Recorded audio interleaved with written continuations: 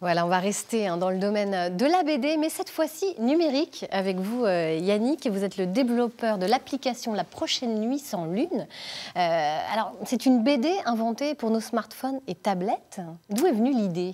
L'idée, à l'origine, vient de l'auteur, JH, qui est un auteur rennais, qui a développé déjà depuis 15 ans, illustré, qui a déjà publié des bandes dessinées, qui ne pouvait pas être là aujourd'hui et qui voulait développer, raconter son histoire, qui lui traîne dans la tête, peut-être même depuis son enfance, sous une autre forme que la bande dessinée papier, où on a les planches et où on est un peu... on va dire, on doit rentrer dans les cases, ce qui est le bon exemple pour une bande dessinée. Donc dès le début, il l'a pensé pour ce support-là. En fait, il a cherché parce que, comme vous voyez un peu dans la narration, on a une narration qui est image après image, un petit peu, on est à mi-chemin entre le cinéma et la bande dessinée. Et cette rencontre entre le développeur et l'auteur s'est faite grâce à un appel à projet de créativité croisée qui met en relation le monde artistique et le monde du numérique, un appel à projet lancé par Aide Métropole. Et on s'est rencontrés dans le cadre de Mobizel, et sous l'impulsion de Laurent, son dirigeant. On a travaillé, le développeur, moi, et puis JH, et puis on sort la BD dans 2 jours. Oui, dans 3 jours. Dans 3 jours, vendredi, ce sera à Quai des Bulles à Saint-Malo. C'est ça. Qui se tient jusqu'au 14 octobre, voilà. On précise. Vous avez travaillé pendant 2 ans dessus ? On a travaillé pendant 1 an et demi sur la partie technique parce qu'il y avait eu... on est vraiment sur quelque chose qui n'existait pas. On ne dit pas qu'il y a déjà eu des bandes dessinées numériques. En tout cas, de cette forme-là, on a cherché. On a vraiment cherché. Par moment, on a testé plus d'animation parce qu'on se sert aussi du support pour avoir des choses en plus que le papier ne peut pas apporter. Alors justement, oui, qu'est-ce qu'elle a de différent dans l'approche finalement ? Qu'est-ce que ça change concrètement une BD vraiment pensée nativement, comme on dit, pour le numérique ? Alors, la BD, il y a déjà le parti pris de l'auteur sur cette œuvre-là, qui peut être différent sur d'autres œuvres, c'est de prendre, comme on voit, une seule... plein écran, une seule image, les images qui se succèdent, ou quand on choisit, et là on est maître de son temps, on revient sur ce qu'on discutait tout à l'heure, c'est-à-dire qu'on n'est pas dans un dessin animé, c'est-à-dire que là, évidemment, on a la version animée, il y a quelqu'un qui clique, en fait, qui touche, donc il y a vraiment cette dimension-là, et puis par moments, il y a des petites animations, mais qui ne sortent pas du mode lecteur. On est toujours maître de son temps, on n'est pas en train de regarder un dessin animé. On n'est pas spectateur. On n'est pas spectateur, voilà. C'est vraiment la grande différence. Et donc le numérique permet donc ces petites animations, ces petits effets de surprise. C'est-à-dire comme il a choisi des cuts, on passe d'un plan à un autre et on peut avoir même peur. On pourrait même faire vibrer le téléphone si on voulait. Mais là, on pourrait sortir. Là, on a des débats avec l'auteur parce qu'on sortirait du mode lecteur. Et puis, une chose qui a été vraiment essentielle, c'est dès le début, on se dit, on est en numérique. On va se permettre de le diffuser plus largement.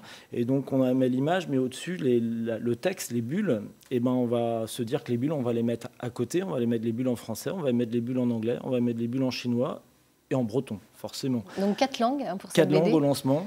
Donc, qui ont été traduites par des traducteurs littéraires. C'était aussi tout un travail parce qu'on ne traduit pas une BD comme on traduit un roman, c'est pas aussi simple, il y a tout un contexte. Donc, ils ont vraiment travaillé là dernièrement pour aller affiner vraiment le choix du mot. Le choix du mot. Alors, on a encore des discussions sur les onomatopées qui sont pas les mêmes. On voit tape, c'est pas pareil en anglais ou en breton, ça va à peu près. En chinois, dès qu'ils voient un caractère latin, on va dire, ça pose problème. Donc, on va devoir encore adapter, affiner. Donc, il y a encore du travail. On n'est qu'au début. Vous êtes qu'au début. Alors, justement, cette BD, elle est prévue en plusieurs épisodes. On ne parle pas de tomes, du coup. Voilà. On parle d'épisodes. On parle d'épisodes pour être plus dans le monde, on va dire, comme dans les séries. Donc 7 épisodes prévus. Il y a 7 épisodes prévus. Les 2 là, seront disponibles dès vendredi. Les 2 premiers. Les 2 premiers, avec le premier en accès libre, gratuit, comme ça les gens peuvent découvrir. Donc il faut télécharger l'application. Il faut télécharger l'application, La Prochaine Nuit sans Lune. Et à partir de vendredi, le premier sera gratuit, le deuxième...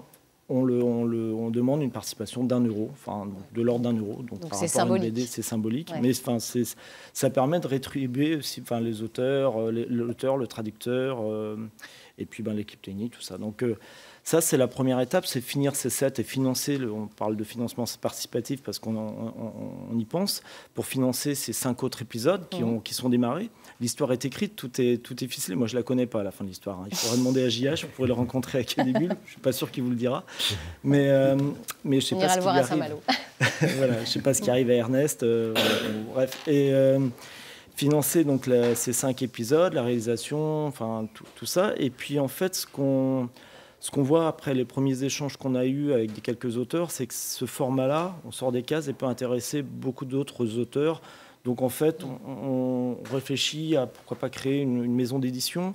On cherche un peu la forme. Donc Quai des Bulles va être aussi pour nous l'occasion de rencontrer des lecteurs, mais aussi des auteurs, des éditeurs, toute la chaîne de valeur dans la bande dessinée, des libraires aussi, pour voir qu'est-ce qu'on peut faire de ça, parce que s'emparer de l'outil numérique qui est pour l'instant très peu exploité dans le cadre de la bande dessinée. Aujourd'hui, elle est exploitée qu'en numérisant des bandes papier, quasiment qu'en numérisant des BD papier en numérique. Donc c'est de la BD un peu appauvrie, parce qu'on n'a plus le papier, alors que là, nous, c'est de la BD enrichie. Voilà.